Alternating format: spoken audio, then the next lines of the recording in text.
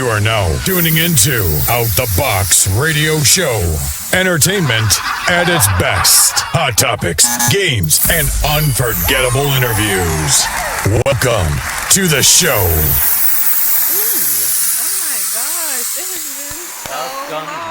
Welcome back. Woo! Welcome back. Everybody, I feel like this is a brand new show, don't it? It does feel like that. Gosh, everyone, we've been going for weeks, and I'm not exaggerating when I say weeks. It's been quite a minute, but I'm super happy to be here with my co-host, Jonay Simmons. Hi. What's up, JoJo? A lot. Why was there a pause there? You know I don't like pauses. My mouth hurts. Can you guys see? You can't really tell actually in there. Jonay has, I think they're beautiful though. Jonay has some very pretty braces on. I have braces. And I was telling her before the show started that I was considering doing the same thing because I know my teeth are not perfect. And I've been told several times by people in Hollywood, agents especially, you need to get your mouth fixed. And I'm like, you need to get a life fixed. Don't come for me because look, I work full time for the government, so I don't need to do anything. So don't try it. Don't try it. Just don't try me, okay? We have a very special guest. We're rolling into October. It's already October. Yeah.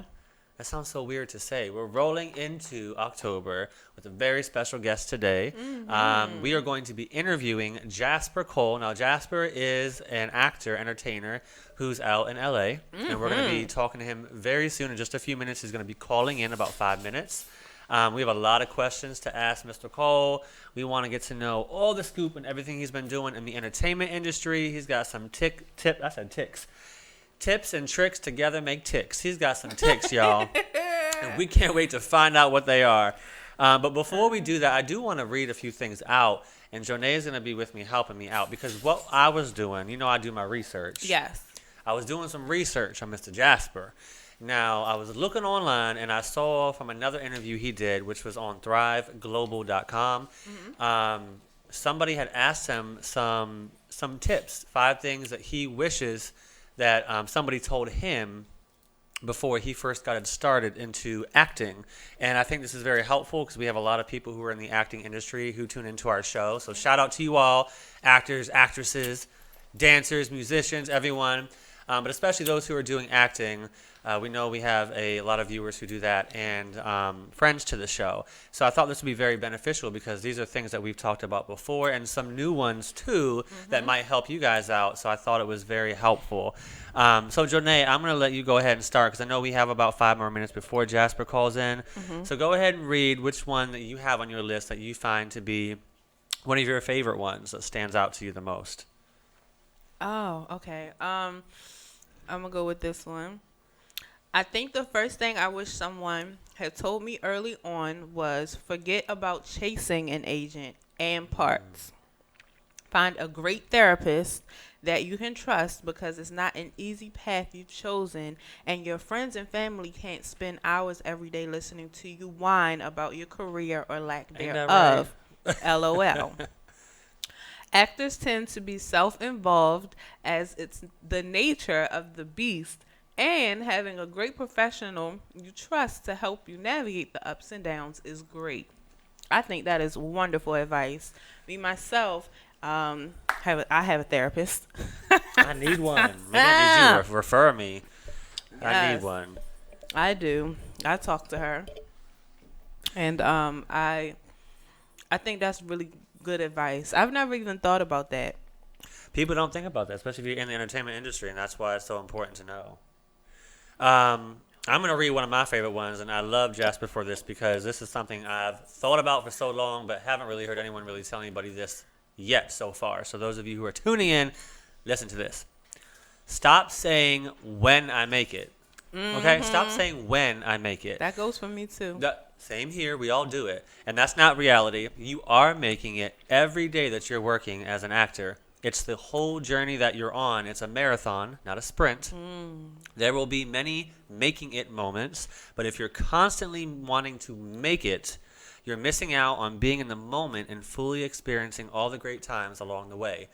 Wow. When I say I get chills when I hear that, it's very true though. We encounter this all the time and we don't think about it. We don't.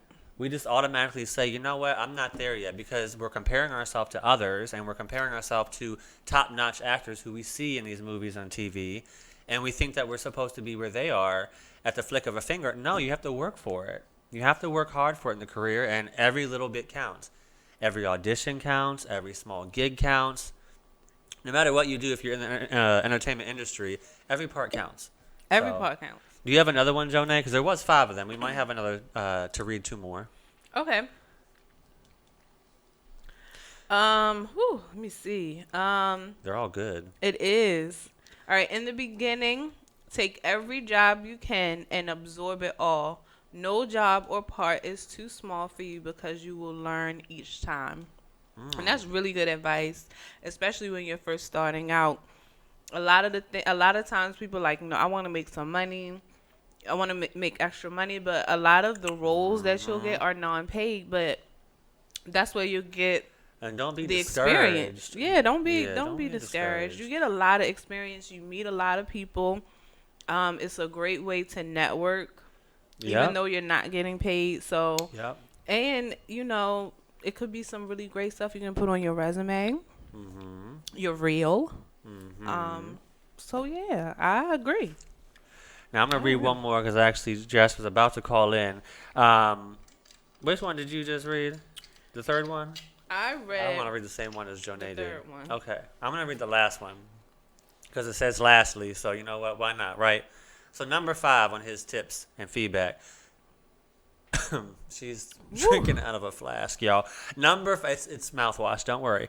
Number 5.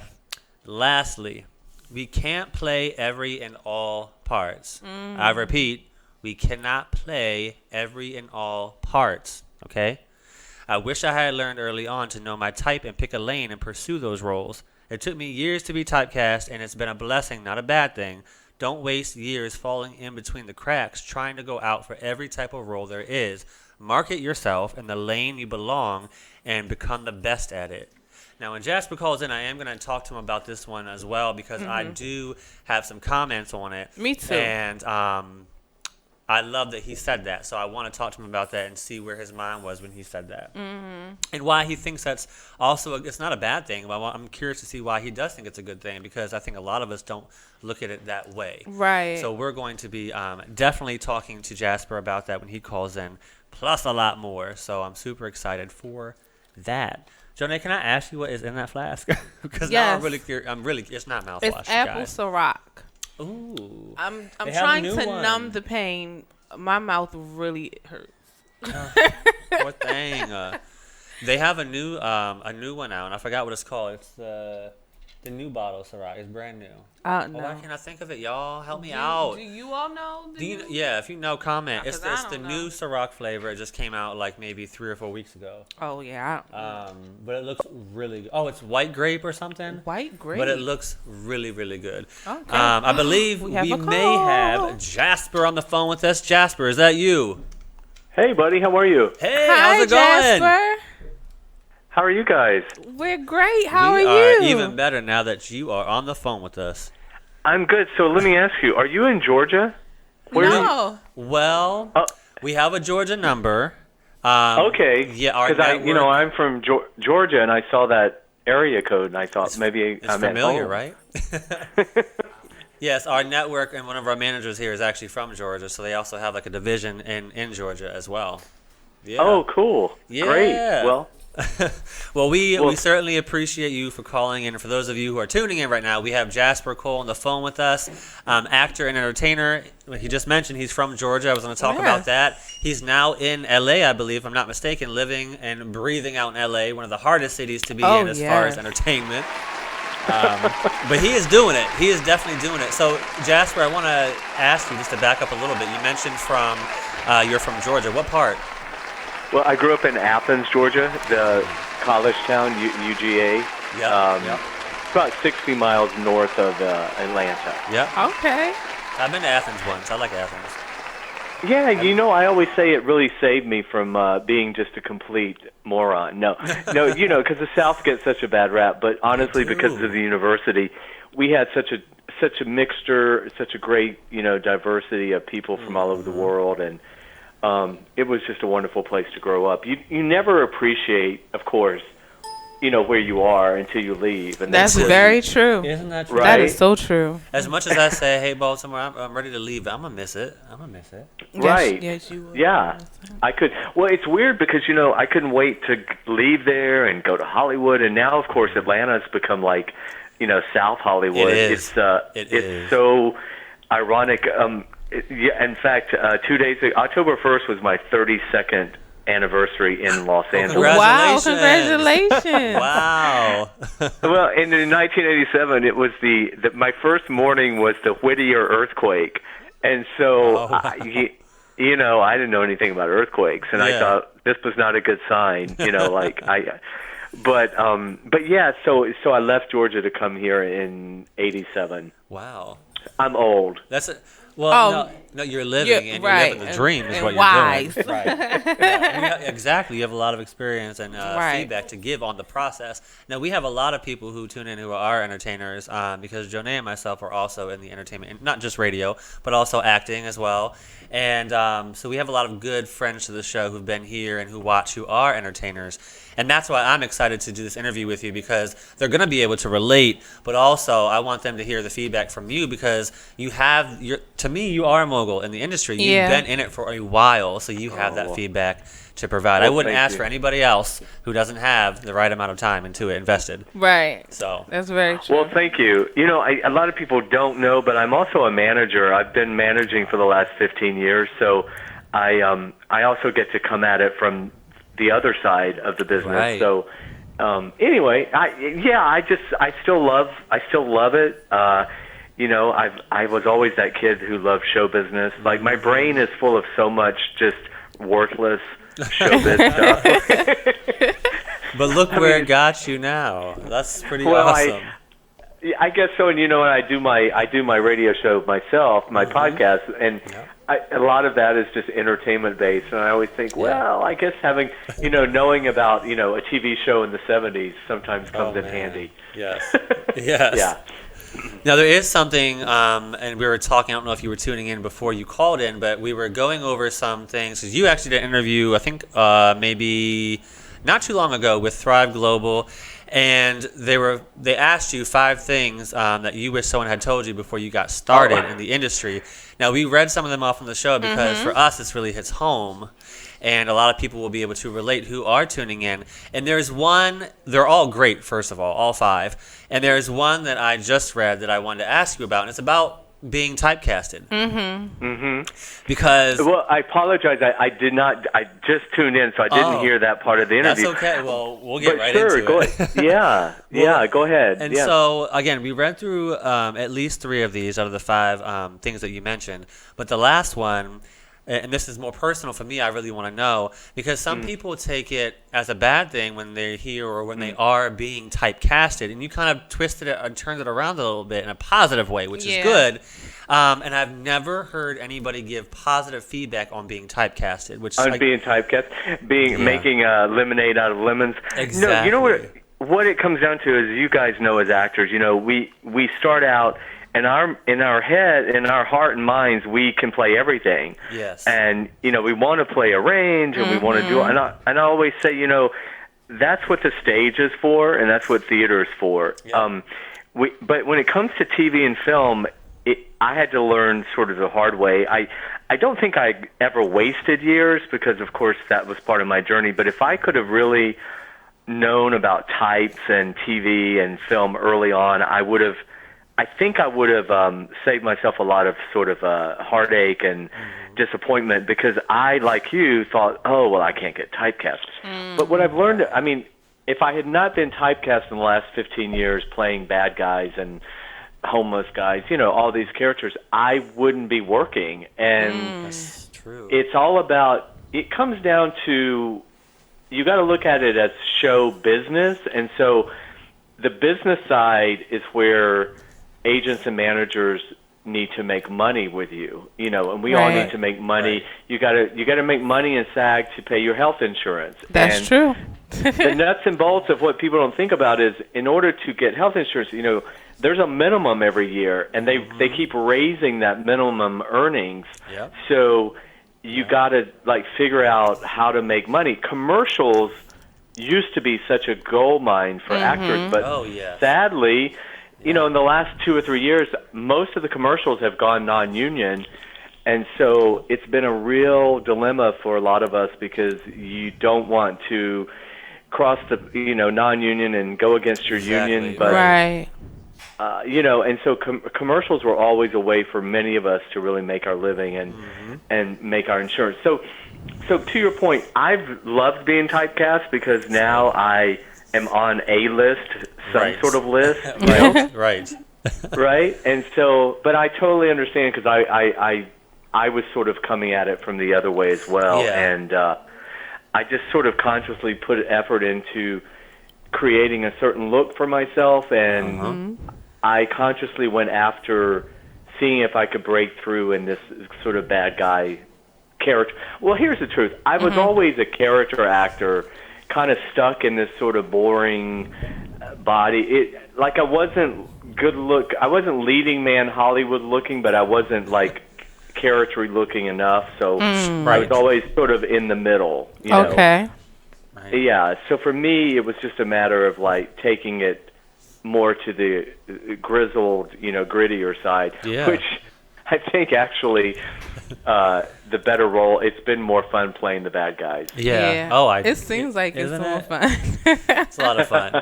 I oftentimes, and this is not a bad thing, but for me, I'm still at the point in my career, if you will, or my life where I'm like, okay, I'm still on the other side of where you were before, where I'm like, dang it, I'm being typecasted, but I'm beginning to understand that it's a benefit. It's not something that's less than that, and I need to really grasp my head around that. But I'm always typecasted as a killer or a murderer. And that, I mean, you know what? That's true. You are. That's always great. But it's so much fun, and I shouldn't complain because every time I do it, I'm like, this is so much fun. To be the killer, I'm not running away from the person. I'm the one who's killing them or acting crazy. It's fun. Well, I'm sure it is. It's so much fun. You know, I always get killed. I can't seem to stay alive in anything. I keep thinking, well, surely they can bring me back, and then they're like, no, remember we killed you, Jasper. I'm like, oh shit, that's all right. But yeah, no, it's true. I mean, it's funny because I don't know about you, but I grew up in Georgia, blah blah blah. But I don't really like. I'm not into guns and shooting and all that. So I play all these parts where it doesn't matter how many times I've done it. It seems like every time they've got to show me again on the set, like, okay, remember Jasper? Remember, this is an AK-15, and you've got to hold it like this. Oh, yes. Oh.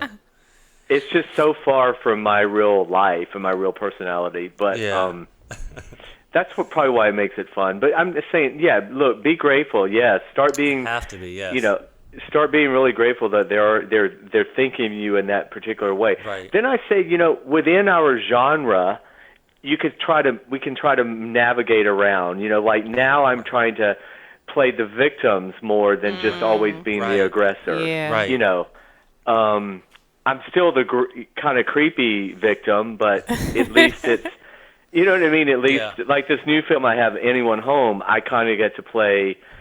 The tables are turned on me, and I'm sort of taken hostage, and so that's good. So it's nice to kind of show a vulnerability. You know, Nice. Well, so I do have a question. So who or what inspired you to become an actor, and when did you first start acting?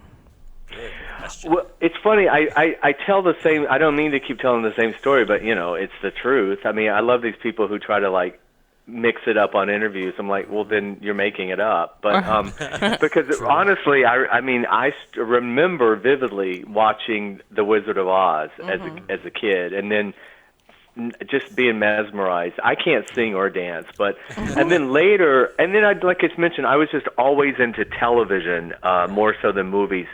But in my high school, well, I grew up in a college town. I'm the youngest of 4 boys. In all honesty, doing theater and the performing arts back in the day, it just wasn't something, quote, cool. Yeah. And so in my heart, I really wanted to be in the theater department, not on the football field. But so I would like secretly sneak into the auditorium and watch them rehearsing, and I was like a closet thespian. Oh yeah. Yeah, and ironically, again, as I get older, I don't believe in accidents anymore, but they were doing a production of The Wizard of Oz in my senior year, and I was in the back watching, just squirming in my seat. I don't know what I thought I would play because I can't sing. But so I really did not pursue anything until I graduated from high school, and I tried college a couple of times, but basically I ended up getting some extra work in a movie that came to Athens, and I got upgraded to a speaking part, and then I was on. From that point on, I was just full on everything, and moved to Atlanta, and the journey was on. But That's awesome. So I guess in my heart, I was always acting, but I didn't pursue it till after high school. Got you. No, as an actor, we all have things that we like and we prefer to do. We don't always get what you like, but you take what you can get. But as an actor, for you and what you like, what genre, if you will, of production do you enjoy being able to bring to life? So like comedy, drama, action, thriller, what is your favorite? Well, it's so ironic. When I moved to LA, I had co-written a play. It's a really kind of raunchous comedy. I really thought I was going to be like a stand-up comedian and a sitcom star. The comedy I thought was going to be my thing because I think my basic personality is very caustic and funny and whatever. And so I thought that would be the path. And then lo and behold, I end up playing in all these dramatic parts because even now when I get cast on a comedy, I'm still the bad guy. I'm not the funny guy. A part of the reason I actually started my podcast, One-on-One with Jasper Cole, I wanted to give the industry a chance to get to know my real personality, so it wasn't just always that creepy guy that was killing people. Right. So I really thought I really am most comfortable with comedy. That would be, but I'm thrilled to get the dramatic work. I'm getting to the point now where my body and my age is like, if I can just get the 4-camera sitcom where you pull up to the same parking spot every day and go into a sound stage. Yeah. The 1-hour shows are like 12 and 14 hours on location. Not complaining. People, not complaining. Nope. It beats anything else I've done, but it's just within the business you start going, oh well, we always call the sitcoms the banker hours, because it's a much easier schedule. But I just love, because theater was my great love. So for me, a sitcom is like the combination of doing theater and TV at the same time. That is true. Never thought about it like that. That's very true. Because you have the live audience there, Which is the best type of interaction you can get from a live audience. Yeah. Yeah, because it's really weird when you do comedy. When you do comedy on film or TV, and it's just the crew. Yeah. I mean, you don't know what's really landing, and then you go see the movie, and it's like, oh, okay. Yeah. But at least with the live audience, you feel that instant feedback, even if they put the applause sign on. Yeah. Hey, it's helping you out. Yeah. The laugh track. Right. So Jasper, tell us about I'm really interested to know about this. Tell us about your memorable encounter with Little Richard. How did that go? Oh my God! Well, you know what's so funny? When I did that interview recently, it's weird how things. It's not that I had. Well, I guess I had forgotten it, but when I read the question, it was weird because all of a sudden it just came to me. It's like it's not even something a story I had been telling that often, but. Yeah, so when I first moved to LA, I still had my Georgia license plate, my little beat-up Toyota Corolla, and I had pulled up on Sunset Boulevard to, back in the day, the ATM machines. That's the only way we had to get money out, and I just sort of put the flashers on my car, and I ran up to the thing, and I remember. So I hear this car horn blowing, and I hear someone yell out, "Hey, Georgia Peach." And of course, it's Sunset Boulevard, right? So I'm thinking, oh God, what is this? You're the only one. Right, I'm like 22 years old. So, but I turn around and there's one of those, long in the 80s, the white stretch limos, and the back window is down, and from a distance, I didn't know who it was at first, but long story short, it was the Little Richard, and he was explaining to me how he was from Macon, Georgia, and grew up in Georgia, and blah blah blah, and we had a nice encounter, and he just wanted to say, wish me all the best, and I told him I was an actor, and it was just one of those amazing encounters, and I've had many of those in my career, but that was one in particular. And then I tell the story that many years later, I think like in 2010, this was like, that happened in like 1989, 90, and then 2010, once again at a bank, but it was my credit union. I turned to leave and was walking out the door, and I see, you can't miss little Richard. No. It's like noon, and he's beat to death, just full makeup, right? And so I see him coming, and I have no idea how old. He's ageless, but you figure he was probably 80 at this time. But here he comes, and I now have this long hair and beard, and I look nothing like I did, 20 years earlier. So to myself, I just thought, oh well, I'll just hold the door for him. There's no way I'm going to embarrass myself and try to bring that story up. Right. And so as I'm holding the door, and he starts to go through, and then he stopped and he turned and he goes, "Hey there, Georgia Peach." Wow. And it was like, what? Isn't that crazy? I was like blown away because I just was amazed, and he gave me a big hug, and he said, I've been following you. I know who you are. I've been watching your career. Wow. And so again, we had this wonderful conversation, and it was just one of those magical moments where I just don't believe there are any such thing as happenstance or accidents in life, and he gave me, it was an encouraging word when I first met him, and it was a even more encouraging word just to see him all those years later, and he acknowledged, I always say, well, it was better than if I had been homeless laying out in front of the building, I guess, if he came out, A lot better. Different interaction between you two, but Man, that's amazing. That's so Isn't dope. that good? Yes. I can't even remember who I met yesterday, let alone 20 years later. Oh, my God, right? Oh, my gosh. I just don't, listen, people, I have literally walked past people. They don't even remember. If they haven't seen me in the last 15 years, then most people don't recognize me at all. So that's why I was shocked that he recognized me. And that's before the facial hair and everything, right? That's before you have the look that you have now. Oh, yeah. I was like, when I first moved to L.A., I was 22, but I could play like teenagers. Right. So I was playing like, college kids or high school kids. And then, 10 years ago, I was 45. So when I ran into him again. But I did just look him up. He's still with us, and he's in his 80s, and God bless him. Yeah.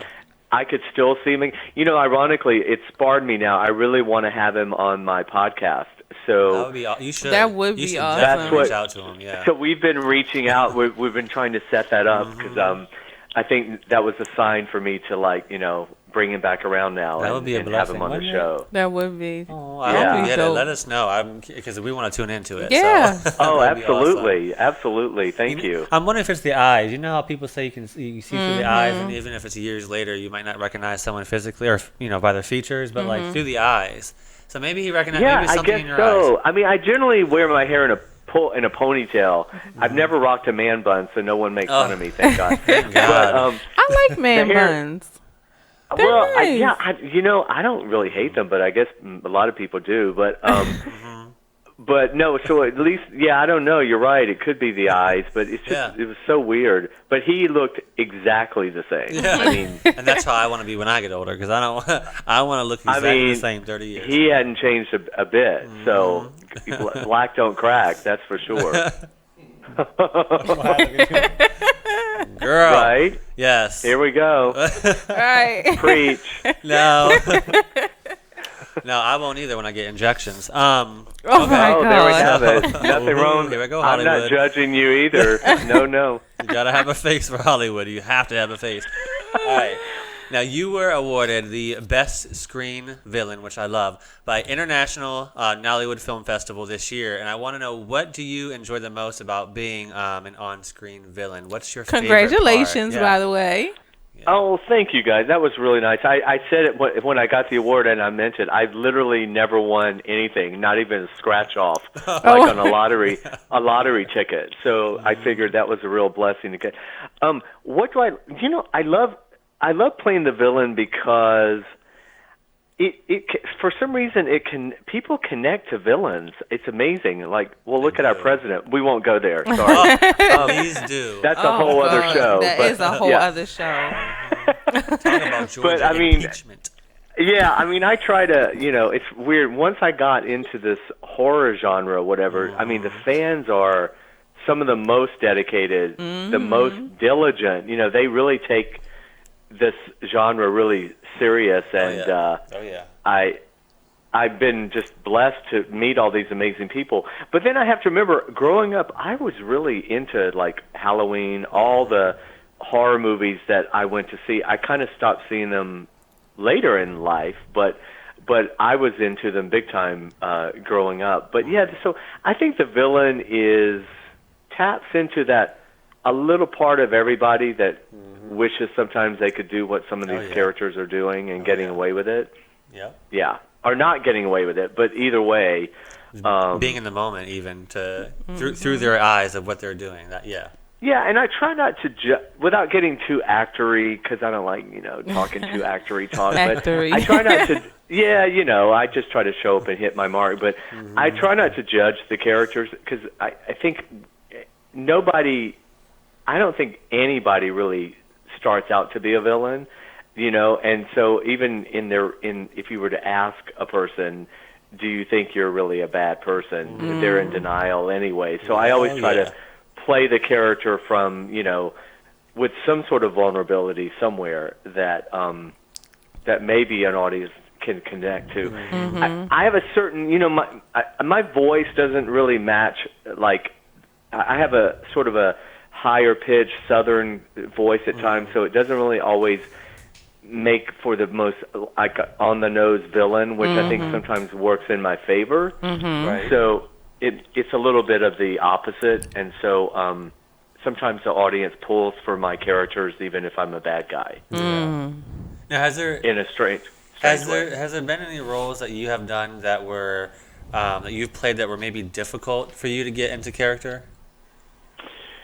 Well, yeah. I mean, I would say, like, when I did this horror film Hansel and Gretel with Dee Wallace, where I was one half of a crazy sadistic twin set of twins, and that was just every day was stabbing and butchering and torturing, and I mean, it was like, you have to. I'm on those sets. You're laughing all the time because it's so ridiculous most of the time.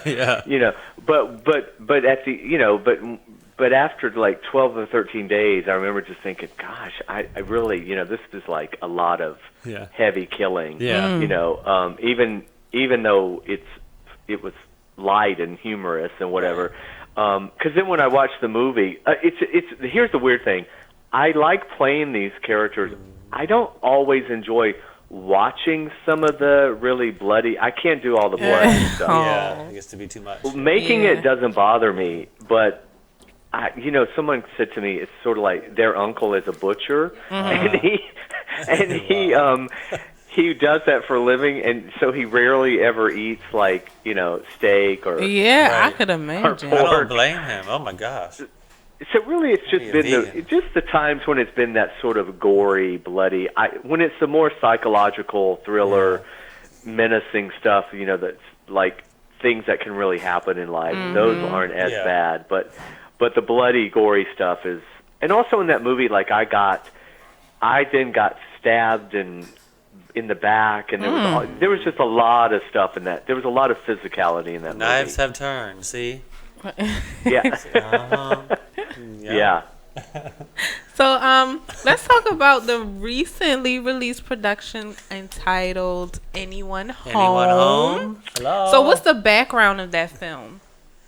Well, originally it was titled Model Home, and it's one of my favorite films, and I'm not saying that because it's the most recent, but because actually truth be told, we shot this movie 3 years ago. Oh, wow. I think. It's another example of I say to actors out there, this was a film. It's an indie film. It's a first-time director, Patrick Cunningham, and first-time writer, director, and co-writer William Frank. But it was an example where we did the film, and then it got picked up, and it was screened, and it just so we kept shooting additional footage to be added to it. So this lasted over a period of a few years of going back and adding stuff. But yeah, so basically it's taking this whole idea of home staging for real estate and taking it to the next level of, instead of just staging with furniture, you actually hire a family. In this case, they hired a single mother and her young son to actually live in it's called live staging, to live in the house. But unfortunately, they did not do a thorough enough background check on the mother, and so what turns out to be what seems like this really sweet mother, single mom, is not exactly what she is. And so it's a real take on the housing crash of 2008, and also mental illness and how mental illness affects people in today's society. And it's all kind of blended into the psychological thriller, but we basically get to go inside the mind of a bipolar woman what happens when she's not on her medication. Oh wow, yeah. Okay. Yeah. Very interesting. And so I play Walker, who's this like desert rat. I live in this like beat up RV in the desert, but I sort of I stumble into a bad situation that just goes to hell and back. And so I mention how I get to sort of the tables are turned, and I'm sort of the victim in this movie. But the performance of Monique Gabriella Kernan, who plays the mother, and this young actor Luke Ganelin, he's phenomenal. Wow. I mean, How old is he, the young one? well, now he's probably 25 now. I mean, he's probably married. No, I think he's because he was playing like young. He was playing probably 8 or 9, but he's probably 12 or 13 now. Okay. But yeah, he was playing a much younger kid at the time. But what he does in this film is amazing. He has to really go to places really deep and dark, and and so that's out on video on demand now on all the platforms. Whatever that is. I'm old, but it's like iTunes and Vimeo and there's so many platforms nice. now. Yeah. I'm gonna check that out tonight. Oh yeah, please do. I always say if you hate it, it's only an hour and 24 minutes. So you can bear with it for the hour and 24. And if not, if you love it, it'll end so fast, and you're like, oh my god, I wanted to see more. Yeah. I'm interested to see though. That's a really good concept. Yeah. I have never seen it or heard of it before or since. And shout out to Gravitas Ventures, who picked up the movie, because they're a really great distribution company, and they have a great catalog. So I was really thrilled for Patrick and William and the team that put it together, because it's a long. People don't understand. It can be years with an indie project. So to finally see it to fruition is a big accomplishment.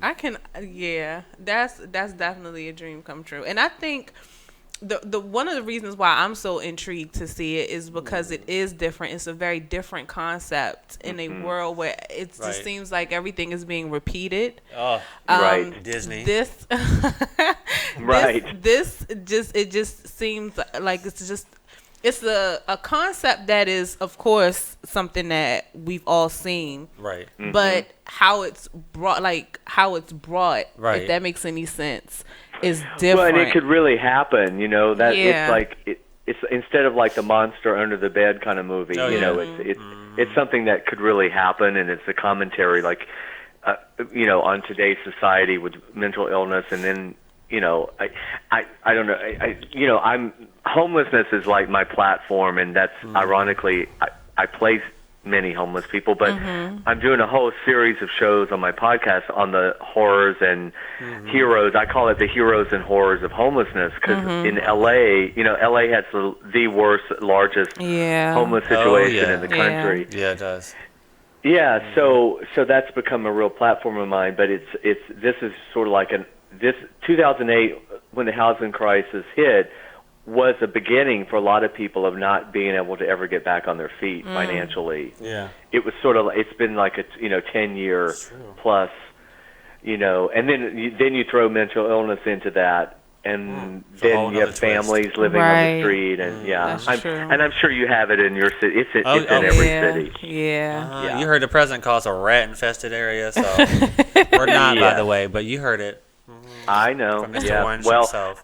I'm doing a second interview coming up with his name is General Jeff, and he's called the mayor of Skid Row in Los Angeles. And the reason I want to do a follow-up now because some politicians, Trump and other people, came to L.A. Oh yeah. And tried to latch on to the homeless platform, and I just wanted to find out from him was anything really done. I think it was just a photo op. Yeah, I agree. I think that's what that was. Yeah, just a photo op. Just another opportunity for the lights, camera, action.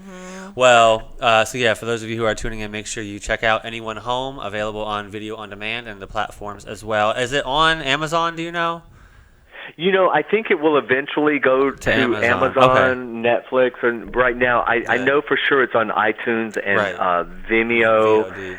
But I think if you just Google Anyone Home with a question mark after home, you could. And I think my website is jaspercole.com, and there's links on there as well. Oh, perfect. Which actually jaspercole.com has all my show, my Twitter.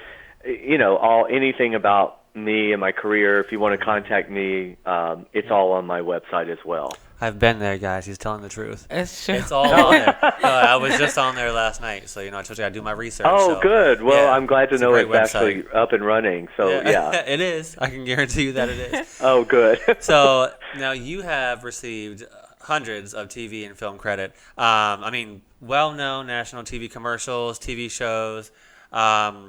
ABC, CBS, Nickelodeon, HBO. I can go on the list forever. We'd be done with the show by the time we get done.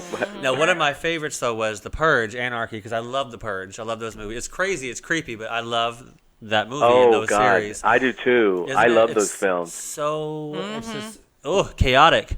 Now, out of all your previous productions, what would be your top three? It's going to be hard.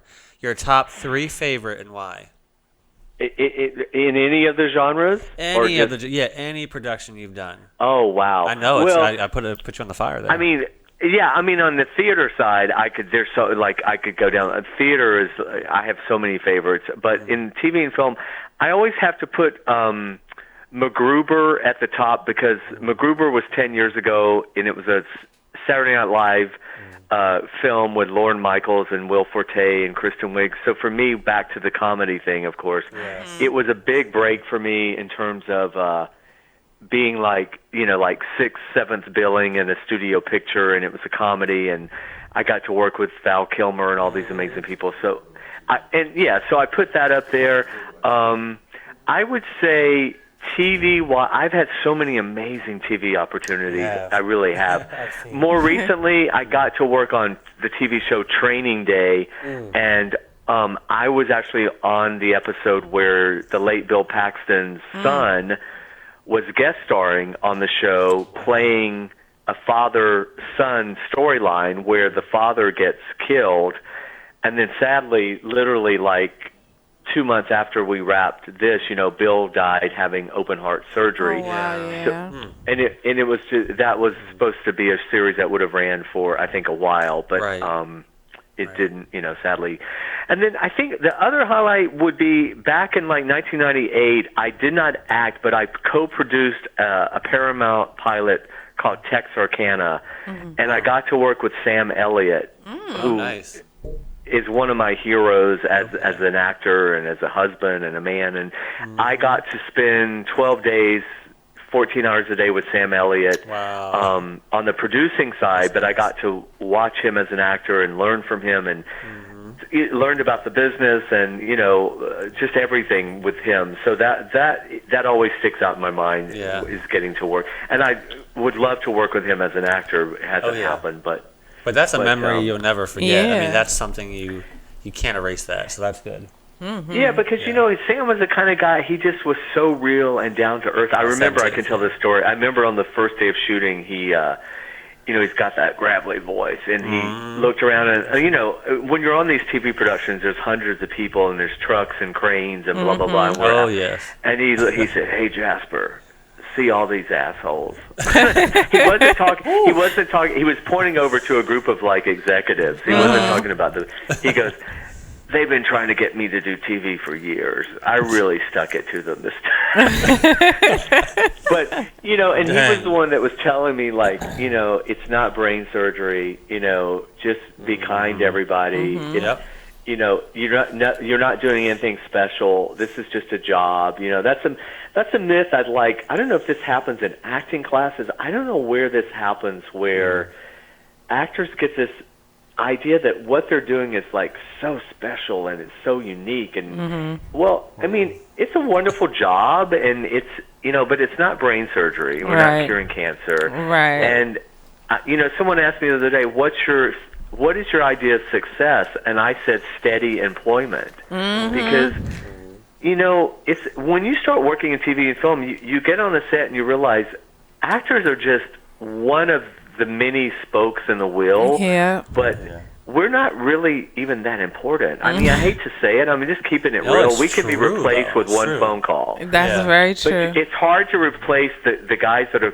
lugging the cables and the grips and the ones that are doing all the heavy lifting. Those guys are hard to replace. So I always tell actors, you're replaceable really fast. So be kind, be on time, be courteous, be prepared, and just be so grateful that you have a job. Right. Because what we live for, we live between action and cut. You guys know. Yes. You live for those moments when you're acting, but the real job is the other 12 hours where you have to, just be a regular person working on a set with people. Yep. And nobody wants to spend 12 hours a day with a jerk. That's very true. Doesn't matter how talented you are, because a lot of people think it's all about talent. It's just so not. It's it's really about your reputation and people wanting. They'll hire somebody that's not as quote talented, because they want to spend the day with them. Yeah, that is so true. That is so true.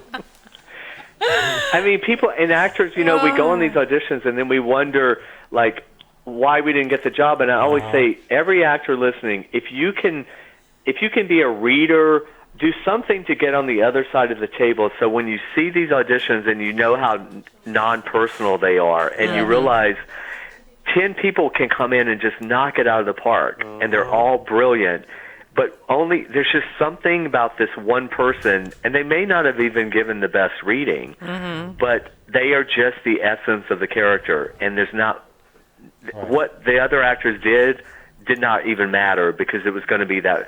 I always say it was their part that day. Right. Yep. It just wasn't my part, Yeah. And let it go. Yeah. Let it go and have a great life.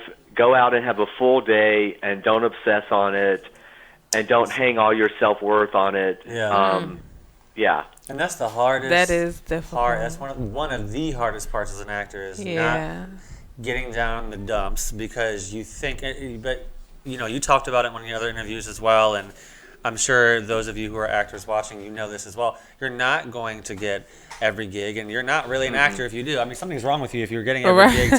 You're probably not really living life. You're probably dreaming. Wake the hell up.